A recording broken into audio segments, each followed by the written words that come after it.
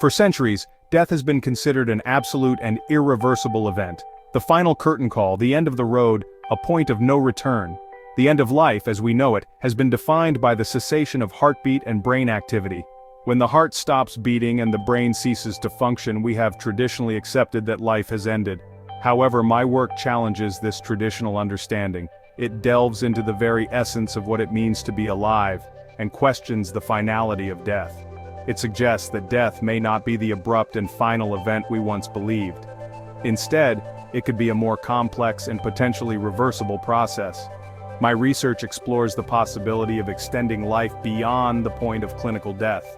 This involves pushing the boundaries of medical science and technology to new heights. This involves examining cases where individuals have been revived after prolonged periods without a heartbeat. These cases provide invaluable insights into the potential for life after clinical death. In some instances, these individuals return with detailed memories of their experiences. They recount vivid stories of what they saw and felt during the time they were considered clinically dead. This groundbreaking work opens up new possibilities in medicine and challenges our fundamental assumptions about life and death. It forces us to rethink our definitions and consider new paradigms. It suggests a future where death may not be the end, but rather a reversible stage in the human experience. Imagine a world where the finality of death is no longer a certainty, where new medical advancements can bring people back from the brink. This new frontier in medicine is not just about extending life, but also about enhancing the quality of life. It's about giving people a second chance, a new lease on life. As we continue to push the boundaries of what is possible, we move closer to a future where death is not an end, but a new beginning. A future where the line between life and death is blurred, and the possibilities are endless. When the heart stops beating, the body is immediately thrown into a state of crisis. The heart, which is responsible for pumping oxygen-rich blood to every part of the body, ceases to function, and this has immediate and severe consequences. Without the heart's pumping action, the body is deprived of oxygen. This lack of oxygen, known as hypoxia, affects every organ and tissue, but the brain is particularly vulnerable. This lack of oxygen triggers a cascade of events at the cellular level. Cells, which rely on oxygen to produce energy, begin to suffer almost immediately. Cells, starved of the vital energy source, begin to shut down their normal functions. This shutdown is a protective mechanism, but it can only last for so long before irreversible damage occurs. This process, however, is not instantaneous. There is a brief window of time during which the cells can survive without oxygen, but this window is very short. Cells, particularly brain cells, can enter a state of hibernation or suspended animation. In this state, they reduce their metabolic activity to conserve energy and survive longer without oxygen. This state allows them to survive for a period without oxygen. However, the duration of this survival varies depending on several factors. The duration of this survival varies depending on factors like temperature and the overall health of the individual. Lower temperatures can slow down metabolic processes, extending the time cells can survive without oxygen. Modern medical technology is pushing the boundaries of this cellular survival.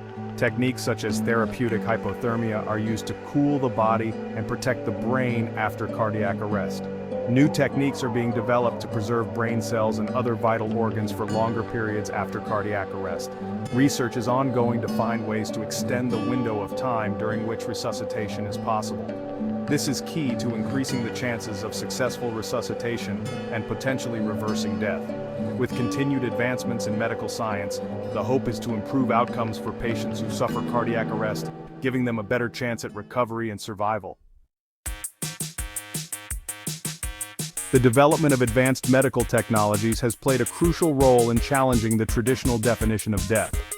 ECMO machines, for example, are capable of oxygenating the blood and circulating it throughout the body, even when the heart is not functioning. This buys valuable time for doctors to address the underlying cause of cardiac arrest and attempt resuscitation. Another groundbreaking advancement is the use of CPR cocktails. These are specialized mixtures of medications and solutions administered during CPR to improve blood flow to the brain and protect against cellular damage. These cutting-edge technologies are pushing the boundaries of what is medically possible. They are allowing us to revive individuals who would have been considered beyond saving just a few decades ago. My research involves studying individuals who have experienced cardiac arrest and been successfully revived. Strikingly, some of these individuals report vivid memories and experiences from the period when they were clinically dead. One patient, for instance, recounted floating above his body and observing the medical team working on him. He accurately described details of the room and the procedures being performed, despite having no measurable brain activity at the time. These accounts, while anecdotal, provide compelling evidence suggesting that consciousness may persist even in the absence of a heartbeat. They challenge the traditional understanding of death as the absolute end of experience, and raise profound questions about the nature of consciousness itself.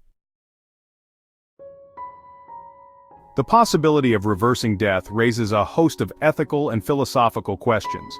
This concept, once relegated to the realm of science fiction, is now inching closer to reality thanks to advancements in medical technology and research. But with these advancements come complex dilemmas that we must address. If we can bring someone back to life after they have been declared dead, what are the implications for organ donation, end-of-life care, and our understanding of death itself? Organ donation protocols which rely on the clear demarcation of death could be fundamentally altered. Families and medical professionals would face new challenges in making end-of-life decisions, and our very definition of death might need to be reconsidered. The ability to revive individuals after longer periods of clinical death necessitates a re-evaluation of our legal and ethical frameworks surrounding death. Current laws and medical guidelines are based on established definitions of death, but these may no longer be sufficient. Legal teams and ethics committees will need to work together to create new policies that address these emerging realities. We must grapple with questions of consent, autonomy, and the potential burdens of being brought back to life after a prolonged period of unconsciousness. Patients who are revived may face significant physical and psychological challenges, and their consent to such procedures must be carefully considered. The autonomy of individuals and their right to make informed decisions about their own lives and deaths must remain a priority. Open and informed public discourse is crucial as we navigate this uncharted territory. Communities, healthcare providers, and policymakers must engage in transparent discussions to ensure that the public is well informed and that diverse perspectives are considered.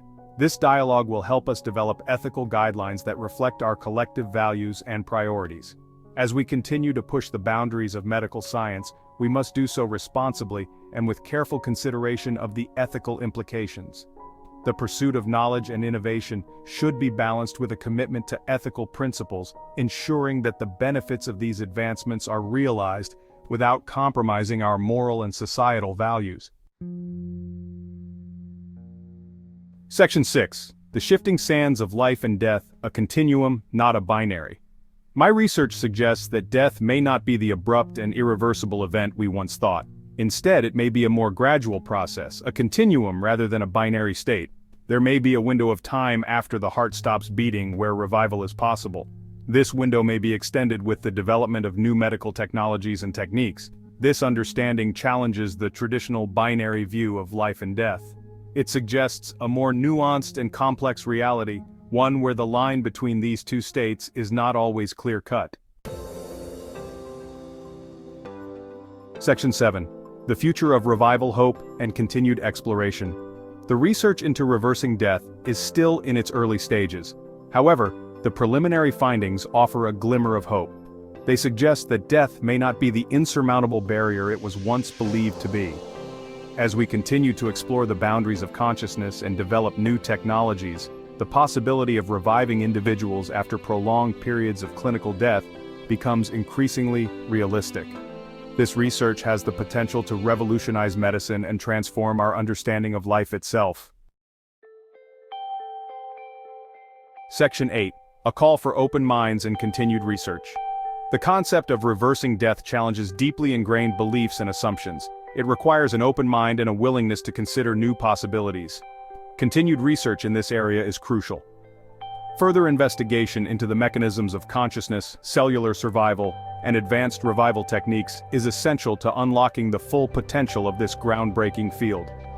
This research requires collaboration across various disciplines, from medicine and neuroscience to ethics and philosophy.